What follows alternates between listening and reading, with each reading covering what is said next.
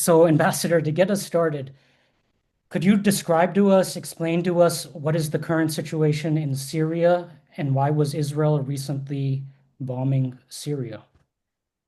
Well, the long-term Israeli plan for Syria has always been to fragment it and more recently to annex part of its territory.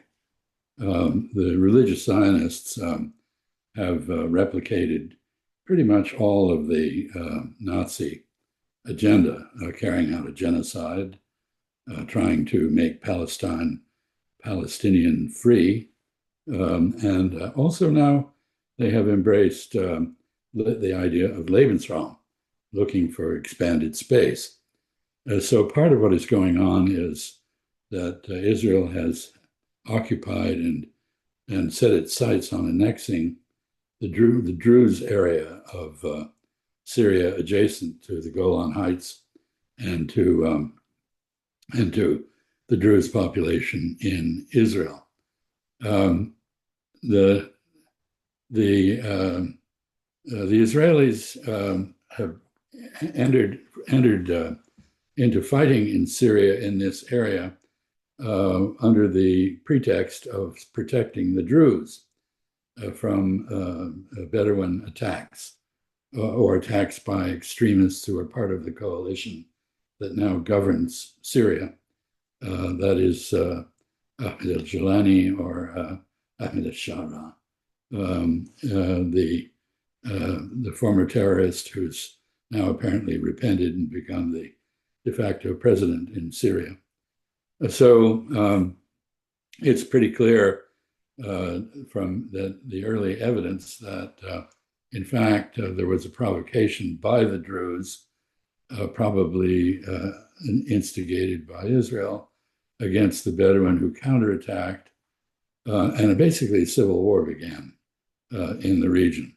There's always been bad blood between the local tribal element and the Druze. So about 1,000 Druze have come in from from Israel and joined the fighting. The Syrian government began to move its troops south to quell the civil strife, and they were then attacked by the Israelis. The United States objected. President Trump apparently conveyed a message to Prime Minister Netanyahu that we did not want to be involved in the ethnic religious conflicts in Syria and did not want to support Israel becoming involved. And the result is an uneasy ceasefire. The Israelis did give permission to the Syrian army to enter that part of Syria. If you think about it for a moment, that illustrates the extent to which Syria no longer has sovereign control of its own territory. The other element in this, of course, is Turkey. In the middle of this mess, the Israelis bombed Damascus, the capital of Syria, destroyed the defense ministry and another target. And that bombing was probably in part intended to send a message to Turkey, which has backed the al-Shara Syrian government and which is engaged in an effort to integrate the Kurds in Syria's northeast into the Syrian National Army. This is a work in progress. The Israelis have been very involved with the Kurds, and again, their long-term objective is the fragmentation of Syria. So there are various cross purposes here. It's very complicated, and it's even more complicated because there's almost no Western press on the ground in Syria to observe what's going on. Sorry about such a long answer, but it's an incredibly complicated work in progress. And what relevant context, geopolitical context about Syria do you think it's important for us to know? Well, Syria, of course, is a cradle of world civilization, has played an enormous role historically. It's a multi-ethnic, multi-religious state. one in which women traditionally have had a position of equality.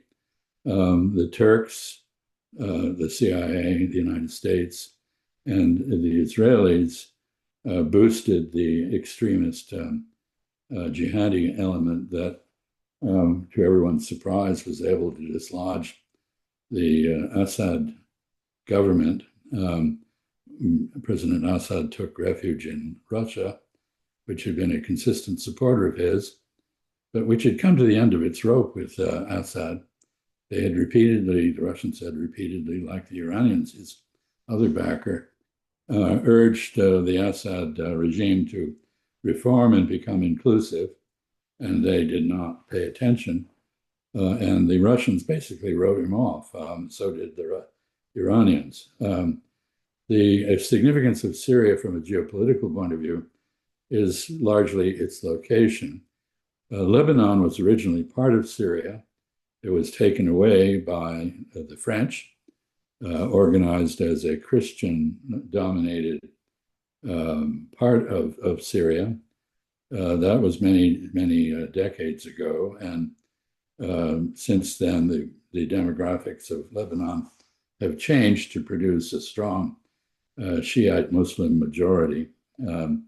Lebanon has had its troubles ethnically, religiously as well, and at the moment, the southern part of Lebanon is occupied by Israel, which has built 5 bases, which it shows no sign of giving up. The same religious Zionists who argue for the annexation of Syria in whole or in part argue for the annexation of southern Lebanon as a step toward taking all of Lebanon. So the Israeli interest here, the geopolitical interest, is simple. Syria is the bridge between Iraq, where Iran enjoys great influence, thanks to us, and Lebanon, from which Iranian influence has been largely excised as the Israelis decapitated Hezbollah, the Iranian client movement in Lebanon. So if Syria is disarmed, as it has been basically, if the airspace is controlled by the Israeli Air Force, as it is, Iran cannot easily resupply Hezbollah, its former ally in Lebanon, and that takes pressure off Israel. So the Israelis have both an expansionist agenda and a geopolitical agenda when it comes to Syria. Maybe I should add one other thing, and that is pretty obviously with China building the new Silk Road, Syria also has an historic importance as the window on the Mediterranean for the old Silk Road and potentially for the newly reconstructed one. That is the old Silk Road, which took silk and other Chinese products to the Roman Empire directly, and later to the Venetians, who controlled part of the Syrian coast, is in the process of being rebuilt. Syria, of course, has been greatly damaged. Al-Shara, the president, is frankly desperate for funding for reconstruction, which is why he's very deferential to Israel. He knows that the United States backs Israel reflexively, and that the key to getting European and American support for the reconstruction of Syria is some sort of rapprochement with Israel. So he's been very careful not to attack the Israelis, but I think this Israeli attack on his forces moving into the Sueda area where the Druze-Bedouin conflict was occurring was a bit too much even for him. When you describe an Israeli motivation in regards to Syria, both an expansionist motivation and a geopolitical motivation, Is one of those more dominant than the others in your view? Well, I think in the short term, it's very much trying to keep Syria from acting as a route to resupply of anti-Israeli forces in Lebanon. No, the Israelis are quite patient in their long-term plan to, eliminate the Palestinian presence in Palestine. They're working at the moment on building concentration camps in Gaza, from which they hope to deport the roughly 1.9 million Palestinians who have survived the onslaught so far. Probably 400,000 Palestinians have died. Nobody knows. Israel and the Hamas-controlled health ministry in Gaza share an interest in downplaying the number of casualties for different reasons. The Hamas authorities don't want to exaggerate, to suffer blame from other Palestinians in Gaza, and the Israelis don't want to be have to document the genocide. So they are busily constructing that camp. The David Barnea, the former head of Mossad, now the chief of Palestinian removal operations, ironically, because his father was 3 years old when he was removed from Germany to Israel. Now we had this that doesn't seem to have any impact on Barnea's participation in a comparable effort to deport Palestinians. Anyway, he's suggested that if the United States were willing to front the money, Ethiopia, Libya, and Indonesia might be persuaded to take the Palestinians out of Gaza.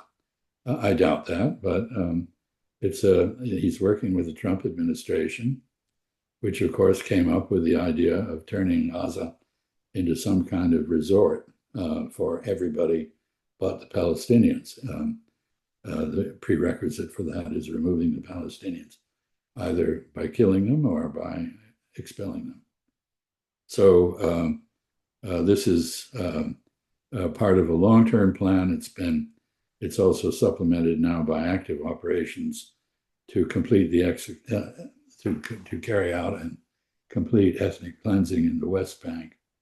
The most recent outrage there was an attack on a remaining Christian village, which agitated the Pope, Pope Leo, and other Christians. It even disturbed the American evangelical Protestant pro-Zionist American ambassador Huckabee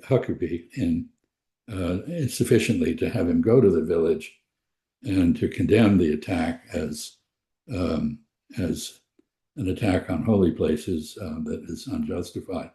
This is the first time he's ever really criticized the Israelis, and I don't know what the Israeli reaction will be. The Orthodox Jewish communities in Israel, in a habit that apparently began in Eastern Europe, routinely spit on Christians, and they don't seem to have any inhibition about killing them either.